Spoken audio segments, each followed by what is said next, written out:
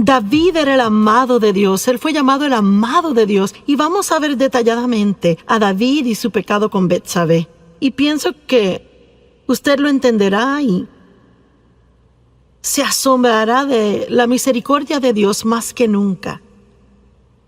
Segunda de Samuel 11, verso 1. Y aconteció que en la primavera, en el tiempo cuando los reyes salen a la batalla,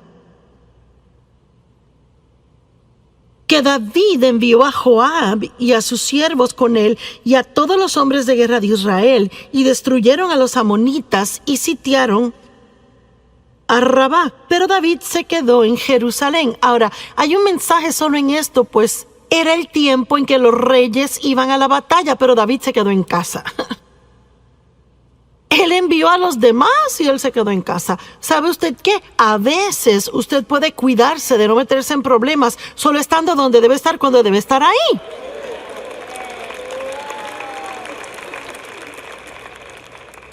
Y si debería estar en la iglesia el domingo en la mañana,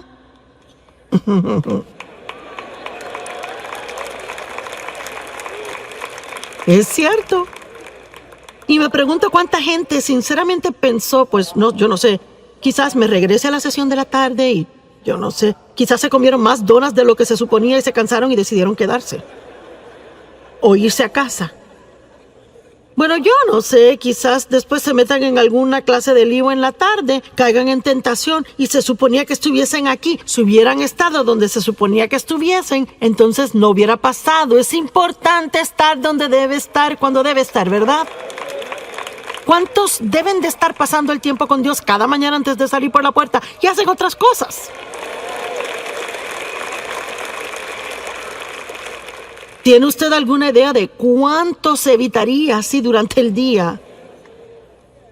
Si usted está donde debe de estar cada mañana por un cierto periodo de tiempo, y no me importa si son 5 minutos, empiece el día con Dios.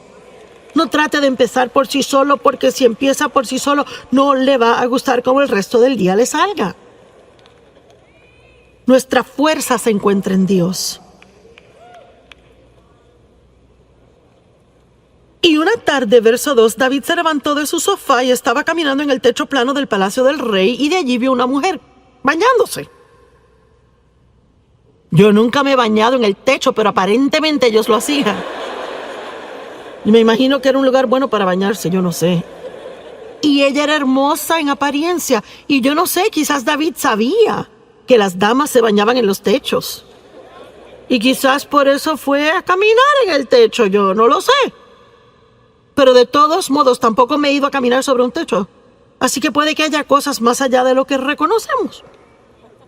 Y David envió palabra e inquirió acerca de la mujer, y alguien dijo, pues ¿acaso no es Betsabé, la hija de Eliam, la esposa de Urías el heteo? Así que no hay engaño aquí. David sabe que es casada. Él sabe que ella le pertenece a otra persona. Él no está donde debe estar. Él no estaba fuera en batalla. En la época del año, cuando los reyes salían a la batalla, él se quedó en casa. Él estaba en el techo, mirando al techo de ella. Yo no sé. Se lo dejo a usted y al Espíritu Santo. Pero encontré el verso 4 y es interesante. David envió mensajeros y la tomaron. ¿Qué significa eso? Bueno, no dice que fue de acuerdo mutuo. Dice que la tomaron. Eso no me suena tan bien a mí. Me suena a mí como un abuso de su poder. Cuando ella llegó a él, él se acostó con ella, y ella, cuando se purificó de su inmundicia, así que estaban viviendo bajo las leyes de la época, y aparentemente en esta situación, ella como mujer casada, teniendo sexo con él, la hacía ella inmunda, y ella tenía que pasar por ritos de purificación antes de regresar a casa. Bueno, ¿sabe qué? Su pecado siempre le encontrará. La mujer concibió y mandó palabra y dijo, estoy embarazada. Y yo quiero que vean la profundidad de la depravación en que David, el amado de Dios, cae en esta situación. ¿Cuál fue su debilidad? Lujuria. No fue temor, tampoco ira, fue lujuria. El diablo tienta a diferentes personas en diferentes formas y déjeme decirle algo, tiene que conocerse.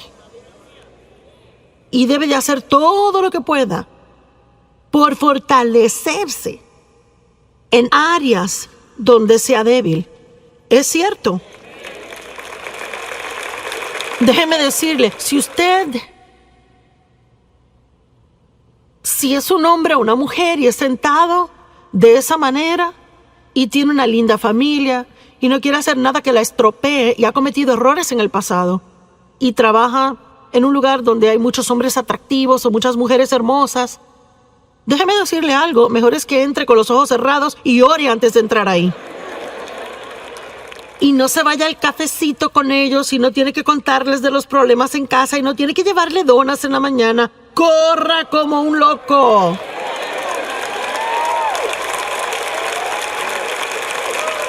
Y pasa, ¿verdad? ¿Cuántas personas dicen, ¿cómo terminé aquí? ¿Y cómo pasó esto? Pues poco a poquito. Unas muy diminutas dosis de engaño.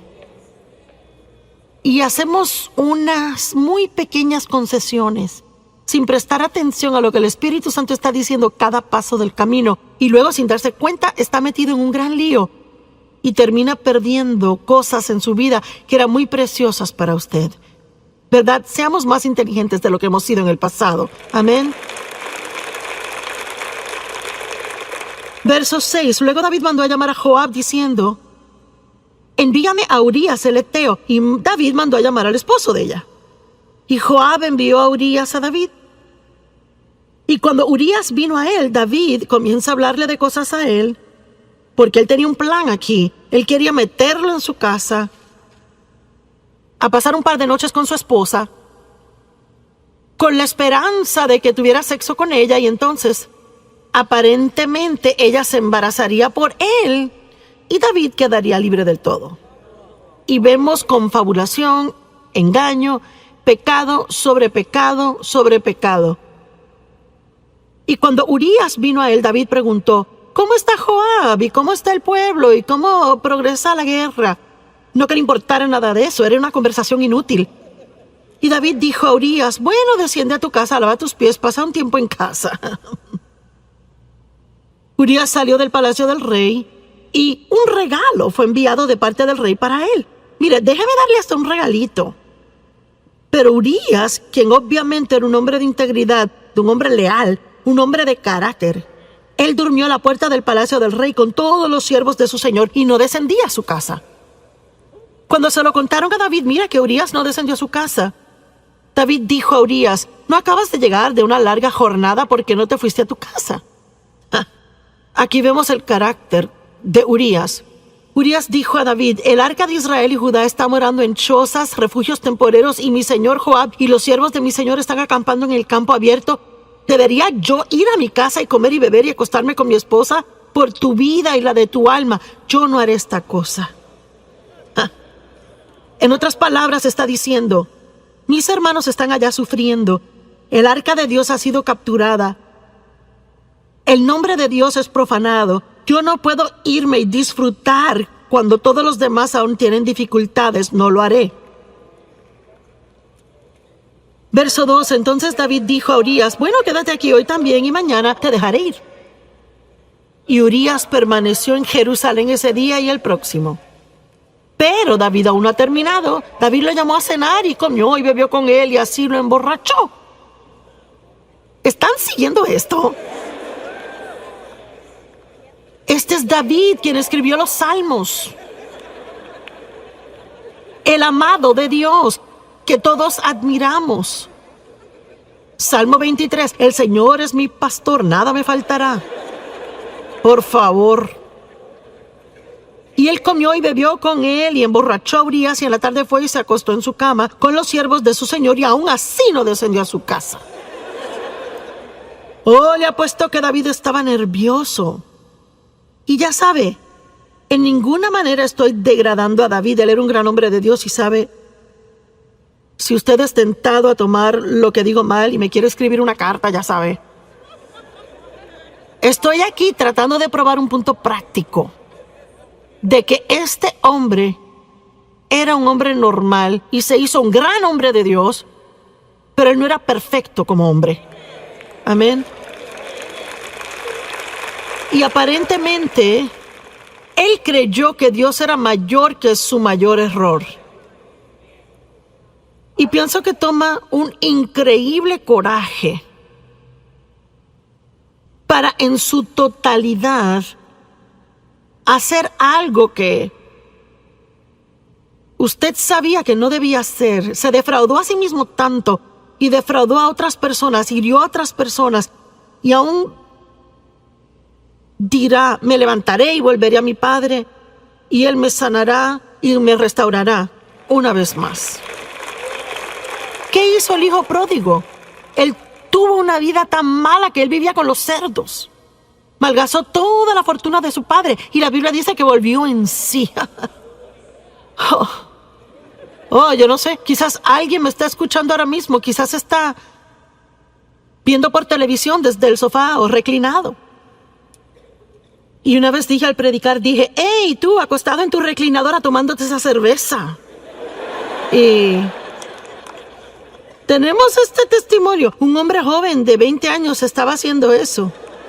Había estado en una racha de drogas por mucho tiempo, y él dijo: cuando usted dijo eso me asustó tanto. Él dijo: me sentí sobrio y acepté a Cristo.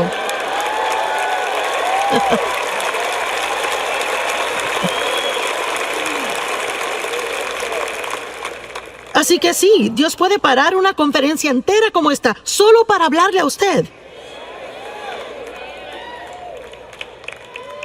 Y dejarle saber que no es demasiado tarde, que puede tomar una buena decisión ahora mismo y empezar a deshacer los efectos de todas las malas decisiones que tomó en el pasado. Amén. Dios está en el negocio de dar esperanza a otros, no condenarles. Y les repito, no estamos alivianando el pecado. Tenemos que estar muy arrepentidos, rápido para arrepentirnos, estar muy compungidos por las cosas que hemos hecho mal. Y Jesús es la solución al pecado. Y lo que no ayuda es quedarnos en el hoyo que nos hemos metido, cuando que Dios está ofreciéndonos una salida. Todos los demás le condenarán y hasta tapa le pondrán al pozo donde está, pero Jesús es el único que le sacará.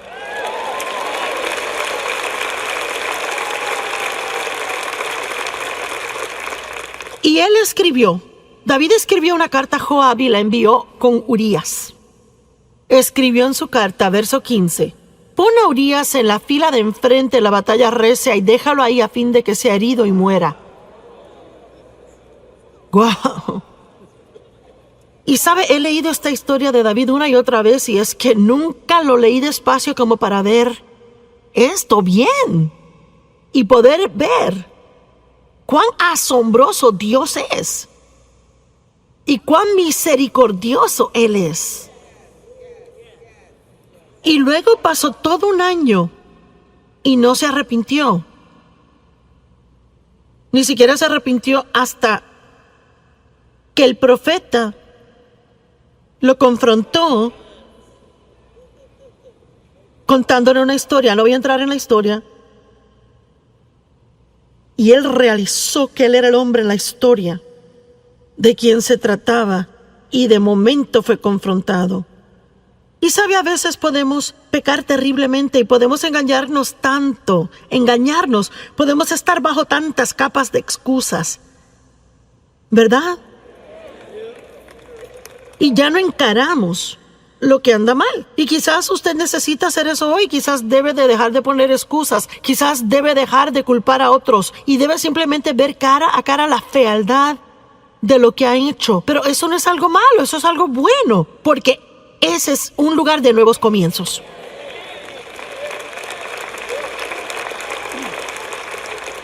Pero no puede empezar otra vez si no afronta la verdad en donde está. Usted conocerá la verdad y la verdad le hará libre. Usted saldrá del hoyo y se ahorrará la culpabilidad. Bueno, y mire cómo David llegó a ser uno de los grandes héroes de la Biblia. Cuando uno piensa en David, uno no se acuerda de esto.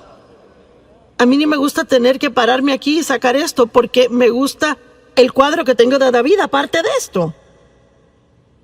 Pero esto muestra cuán asombroso Dios es y espero imparte esperanza a muchas personas que se encuentran en una mala situación y que han creído las mentiras del diablo de que ya es demasiado tarde. Pero hubo consecuencias de ese pecado y no quiero decir que no las hubo. La Biblia actualmente dice que David ya nunca estuvo sin guerra en su casa después de esto. Así que hubo definitivamente consecuencias. Y eso es lo que debemos recordar del pecado. El pecado siempre es perdonado. Dios siempre perdona y usted puede siempre ser restaurado en comunión con Dios. Pero eso no quiere decir que siempre pueda evadir todas las consecuencias de las cosas malas que ha hecho. Y honestamente, yo ni sé si deberíamos querer eso tanto. Pienso que a veces deberíamos decir, ¿sabe, Señor, qué? Estoy tan agradecido que me has perdonado y estoy agradecido de que me amas y estoy agradecido de que tengo comunión contigo y que no tengo que sentir culpabilidad. Pero no creo que sea algo malo que tenga estas consecuencias porque quizás me ayudarán a recordar no hacerlo de nuevo en el futuro.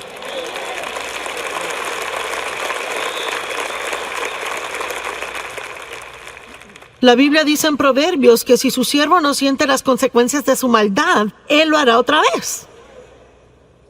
Por eso no se puede criar hijos y nunca permitir consecuencias por algo que hicieron mal y esperar que se comporten solo porque uno les dice. Yo siempre le daba a mis hijos mi palabra primero y si eso no funcionaba les tocaba las circunstancias.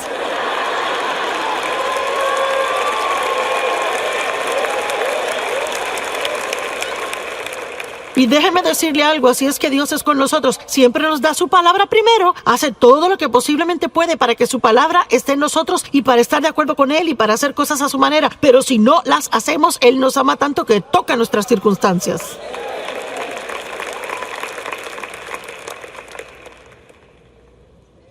¿Qué tal Pedro? Vaya. Pedro, su debilidad era el temor. Moisés se enojó.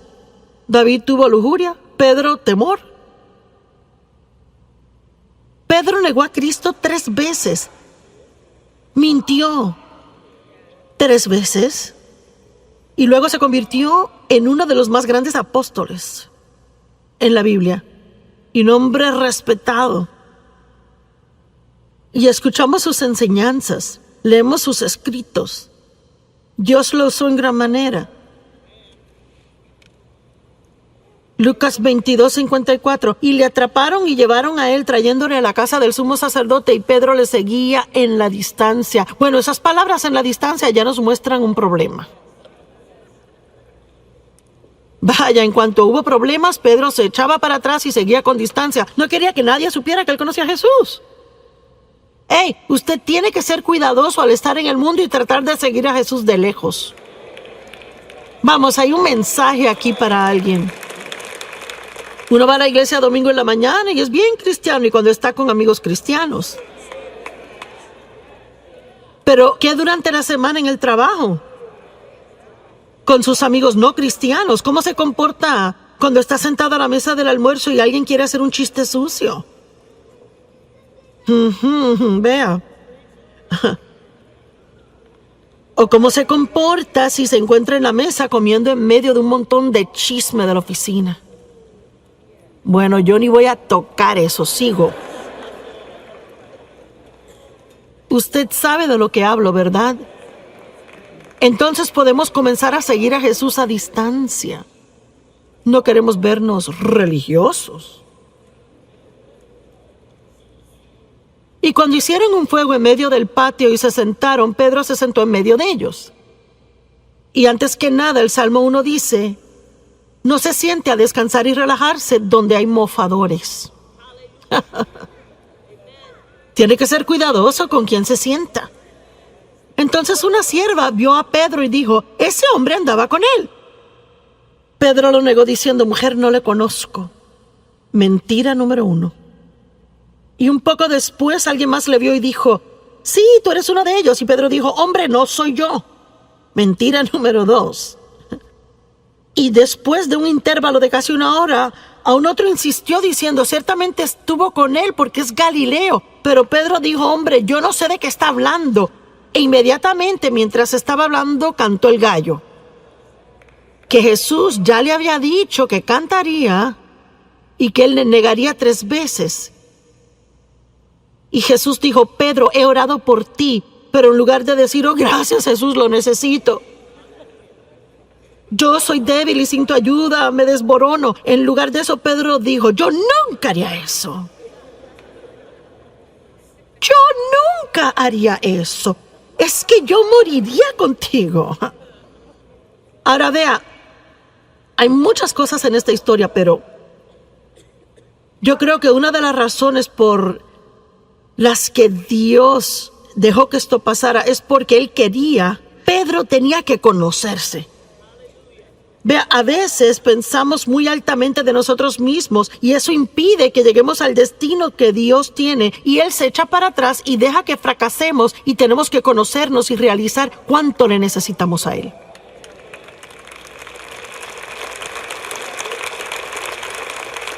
¿Están aún conmigo? No se están perdiendo, ¿verdad? Bueno, aquí tengo 10 minutos más, presten atención. Y 3 veces él miente, el gallo cantó. Ahora vea el verso 61. Y el Señor se volteó y miró a Pedro. Hombre, ¿puede imaginarse por un momento esa mirada?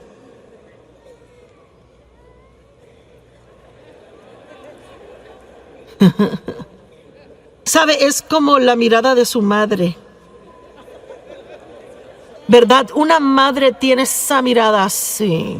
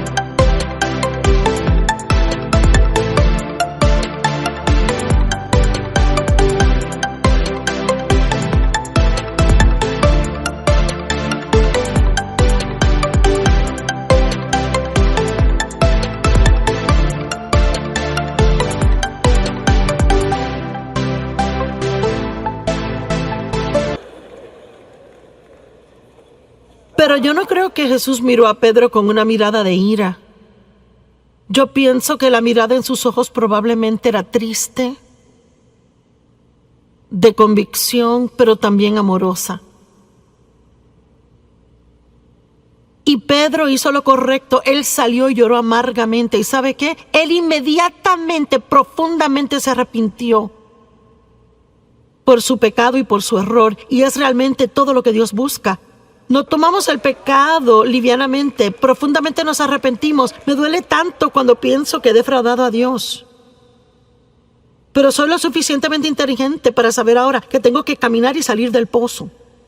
Yo tengo que brincar por encima de la culpabilidad, porque hay mucho en jaque para yo quedarme en ese hoyo por días. Amén. Hay demasiado que Dios quiere que hagamos. No tenemos que perder su tiempo así. No cuando la sangre de Jesús siempre está disponible para lavarnos una y otra vez.